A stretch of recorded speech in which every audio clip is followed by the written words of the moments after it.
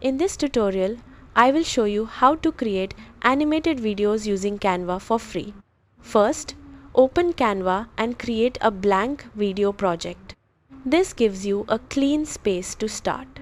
Now go to Elements or search bar and find a background. Type something like city background or any theme you like. Add it to your canvas and resize it to fit. Next, search for animated elements. Try keywords like walking, character, or animation. Add a character to your scene. Resize and position it naturally on the background. Now click on the character and select Animate. Choose Create an Animation. Draw a path for your character to move. Adjust the speed to make movement smooth. Preview to see how it looks. You can add more elements or characters. Also add text or music if needed.